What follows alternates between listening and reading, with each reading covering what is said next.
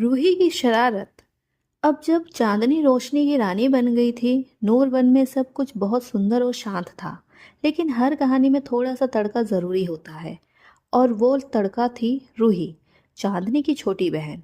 रूही बहुत चंचल थी। वह बादलों पर झूलती, तितलियों के पीछे भागती और कभी कभी दूसरों की जादुई छड़ी चुपके से छिपा देती। एक दिन उसकी शरारत थोड़ी ज्यादा हो गई। उसने खेल खेल में एक पुरानी जादुई किताब खोल दी, जिसे कभी खोलने की इजाजत नहीं थी। जैसे ही किताब खुली, उससे एक नीला धुआं निकला और नूरबन के आसमान में फैल गया। धीरे धीरे सारे रंग फीके पड़ने लगे, फूलों की खुशबू गायब होने लगी और परियों की हंसी भी थम गई। चांदनी घबरा गई, लेकिन उसने कुछ नहीं कहा। वो जानती थी कि रूही ने गलती की है, पर वह ये भी जानती थी कि सच्चाई से भागने से समाधान नहीं निकलता। रूही रोती हुई चांदनी के पास आई और बोली, दीदी माफ कर दो, मैंने गलती की।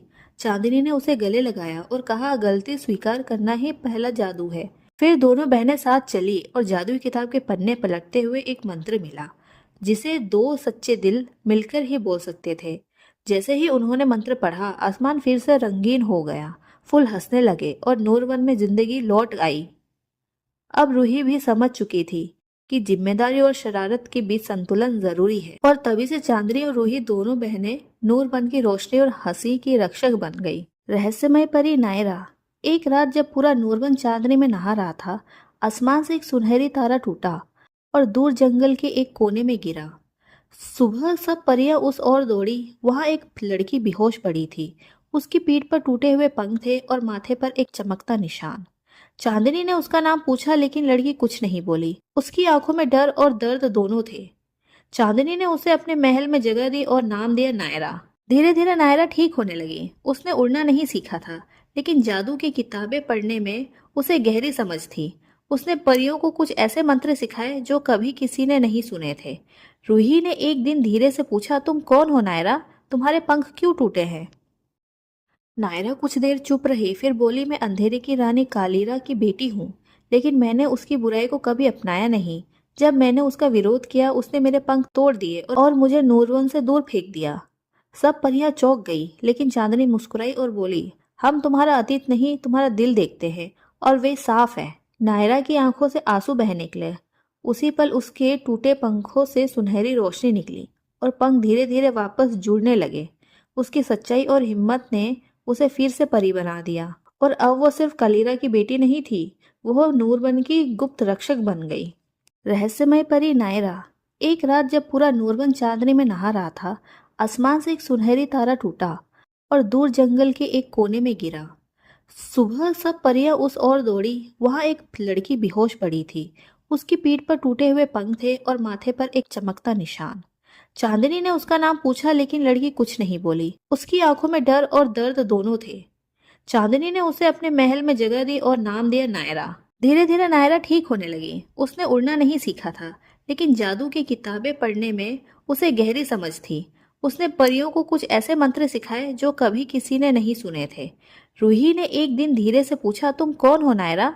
तुम्हारे पंख क्यों टूटे हैं? नायरा कुछ देर चुप रही, फिर बोली, मैं अंधेरे की रानी कालीरा की बेटी हूँ, लेकिन मैंने उसकी बुराई को कभी अपनाया नहीं। जब मैंने उसका विरोध किया, उसने मेरे पंख तोड़ दिए और मुझे नूरवन से दूर फेंक दिया।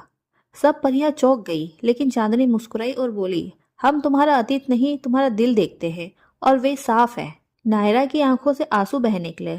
उसी पल उसके टूटे पंखों से सुनहरी रोशनी निकली और पंख धीरे धीरे वापस जुड़ने लगे। उसकी सच्चाई और हिम्मत ने उसे फिर से परी बना दिया, और अब वो सिर्फ कलीरा की बेटी नहीं थी, वो नूरबन की गुप्त रक्षक बन गई। नूरबन अब फिर से हंस रहा था। चांदनी रानी की रोशनी, रूही की शरारत और नायरा की चुपचाप रक्षक बन चुकी उपस्थिति ने सबको सुरक्षित महसूस कराया। लेकिन एक दिन आसमान अचानक काला हो गया। बादलों के पीछे से एक जानी पहचानी कड़कती आवाज गूंजी, नायरा मेरी बेटी, मेरा विश्वासघात करने का समय अब खत्म हुआ। या तो मेरे साथ चलो या सब खत्म कर दूं। सारी परियां डर के मारे कांप उठी, लेकिन नायरा चुपचाप खड़ी रही। उसकी आंखों में अब डर नहीं था, बल्कि ठहराव और साहस था। चांदनी ने उसका हाथ पकड़ा और कहा, हम तुम्हारे साथ हैं। नायरा ने सिर हिलाया, इस बार मुझे अकेला जाना होगा। वो कालीरा के काले महल की ओर उड़ चली, लेकिन अब उसके पंखों में सिर्फ रोशनी थी और दिल में सच्चाई। महल के बीचों बीच माँ बेटी आमने सामने थी। कालीरा बोली, तुम मेरी बेटी नहीं, तुमने मेरे अंधेरा को ठुकराया। नायरा ने जवाब दिया, अगर बेटी वही होती है जो तुम्हारा रास्ता अपनाए तो नहीं, लेकिन अगर बेटी वो होती है जो तुम्हें बदलने की हिम्मत रखे तो हाँ, मैं तुम्हारी बेटी हूँ। कालीरा चिल्लाई और एक जादू भरी बिजली नायरा की तरफ फेंकी। नायरा ने अपनी चमकती छड़ी उठाई और दोनों की शक्तियां टकराई। चारों तरफ रोशनी और अंधकार की लहरें फैल गई। इसी टकराव में नायरा की छड़ी टूट गई, लेकिन तभी नूरबन की सभी परियां एक साथ आ गई। चांदनी, रूही, फूल परी, पानी परी, हवा परी और सबने नायरा को अपनी ताकत दी। नायरा की आंखें चमकी और एक शुद्ध उजाला कालीरा के चारों ओर फैल गया। कालीरा चीखने लगी, लेकिन इस बार वो गायब नहीं हुई। रोशनी ने उसे बदलना शुरू कर दिया। उसकी आंखों से आंसू निकले। नायरा, तुमने मुझे माफ किया। नायरा ने धीरे से कहा, सच्चा उजाला नफरत नहीं, माफी देता है। उस दिन के बाद से कालीरा ने अंधेरे का त्याग कर दिया और नूरबन में पहली बार रात भी सुंदर लगने लगी, क्योंकि अब उसमें डर नहीं था, बस चांदनी, रूही और नायरा की मिलती रोशनी थी। आईना लोक की रहस्यमय यात्रा। एक शाम नूरबन में सब परियां मिलकर रोशनी का उत्सव मना रही थी। चांदनी, रानी, रूही और नायरा सब बहुत खुश थी। तभी नायरा को एक पुरानी जादुई किताब मिली जो उसने पहले कभी नहीं देखी थी। जैसे ही उसने किताब खोली, उसमें से एक चमकता हुआ आईना बाहर आया। उस आईने में नायरा को खुद का अक्ष दिखा, लेकिन वो मुस्कुरा नहीं रही थी। अचानक उस आईने से एक आवाज आई, स्वागत है तुम्हारा आईना लोक में। अगर तुम सच में खुद को जानती हो तो आओ। अगले ही पल आईना तेजी से घूमने लगा और एक जादुई दरवाजा खुल गया। चांदनी बोली, यह बहुत खतरनाक लग रहा है, लेकिन शायद यही हमारा अगला सफर है। रूही उछल पड़ी, नई दुनिया, मैं तैयार हूँ। तीनों परियां, चांदनी, रूही और नायरा, उस दरवाजे से होकर आईना लोक में प्रवेश करती है। यह जगह नूरबन से बिल्कुल उल्टी थी। यहाँ सब चीजें उल्टी थी। पेड़ उल्टे, आसमान जमीन पर और रंग अजीब से फीके। लेकिन सबसे ज्यादा हैरानी की बात यह थी, यहाँ हर परी का एक दूसरा रूप था।